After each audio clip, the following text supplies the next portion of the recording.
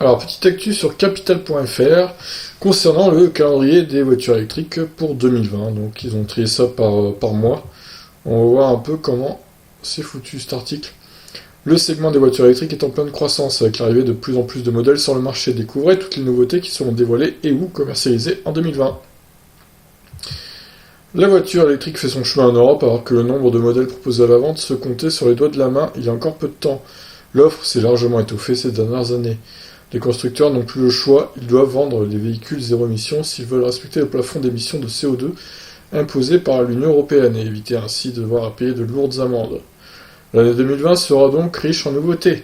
Il y en aura pour tous les goûts et toutes les bourses, de la petite citadine comme la Honda E, la Mini Cooper SE ou la nouvelle Fiat 500 qui sera 100% électrique à la sportive Ford Mach-E, sorte de Mustang électrique, en mode SUV du coup.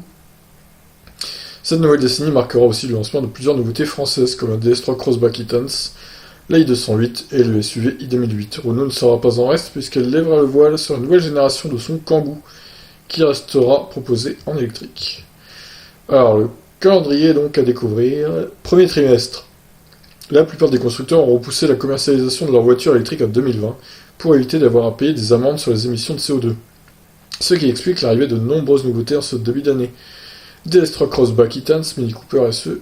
En marge du salon de Genève, Fiat dévoilera sa nouvelle 500 et BMW la version électrique de son SUV iX3.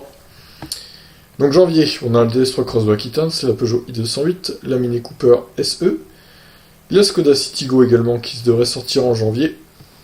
On aura la présentation de la nouvelle Fiat 500 électrique en mars, la présentation de la BMW iX3 en mars également, donc à Genève a priori, la sortie de la Seat Mii électrique en mars, et la sortie de la Opel Corsa électrique également basée sur la i208. Donc un premier trimestre pas mal, hein.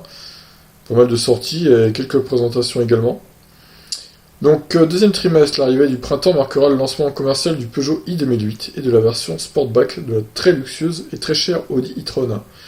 Volkswagen débutera la commercialisation de sa voiture électrique ID3 et dévoilera l'ID4 en Europe, la version SUV de cette première. Donc la sortie de la Peugeot i2008, donc la version SUV de la i208.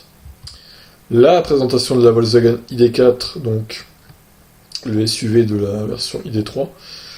Sortie de l'Audi e-tron Sportback au printemps.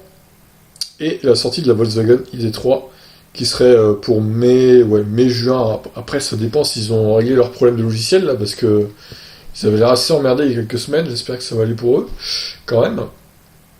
Alors on saute pas de mal à Volkswagen, hein, bien qu'il nous ait fait un petit Dieselgate des familles, qui était pas terrible. On espère qu'ils vont nous sortir une bonne voiture électrique, même plusieurs. Alors, troisième trimestre 2020, au début de l'été, Seat devra dévoiler sa berline Elborn dans sa version de série. Elle sera techniquement proche de la Volkswagen ID3 dont elle dérive.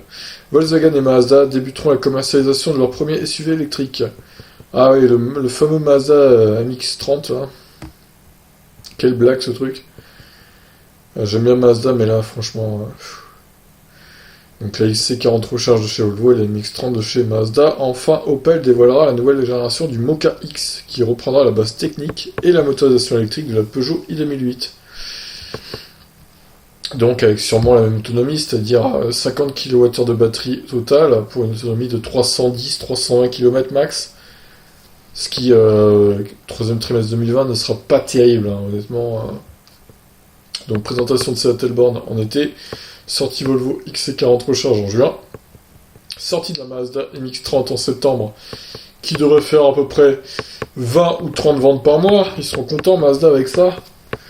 Maintenant ils préfèrent diesel Mazda, donc on va les laisser dans leur diesel. Hein. Et la présentation de l'Opel Mokka X électrique sûrement à la rentrée. Alors, quatrième trimestre 2020, là ça va être chargé. Vous voyez qu'il y a un beau programme là. La fin de l'année 2020 sera placée sous le signe de la sportivité avec le lancement de la Taycan Cross Turismo, version break du très puissant coupe électrique de Porsche, mais aussi de la Ford Mustang Mach-E dont la version la plus performante GT atteint les 0 à 100 en moins de 5 secondes. Enfin, la Polestar 2, marque de Volvo, devrait arriver en France d'ici à la fin de l'année pour concurrencer la Tesla Model 3. Revenons sur Terre avec la présentation de nouvelle génération de Renault Kangoo et sa version électrique, mais aussi de la Mercedes EQA. Alors la EQA, moi j'attends beaucoup cette voiture, j'espère qu'elle sera bien.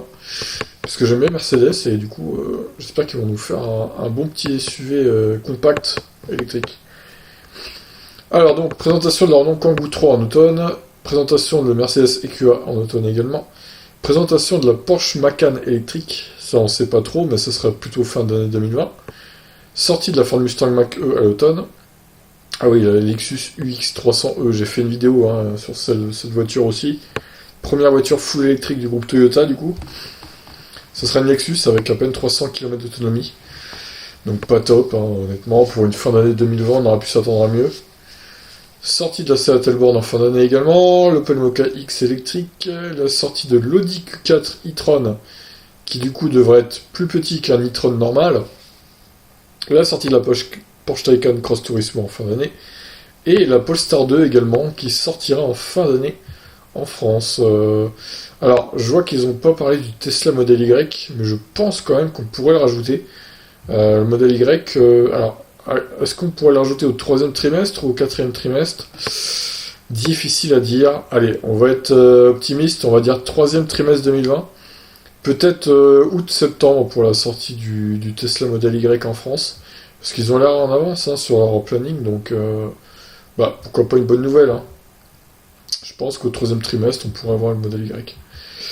Donc voilà, je pense qu'ils ont fait à peu près le tour des nouveaux modèles qui vont sortir. Je pense pas qu'ils en aient oublié, a priori. Si vous voyez un modèle qu'ils aient oublié, dites-le en commentaire au pire.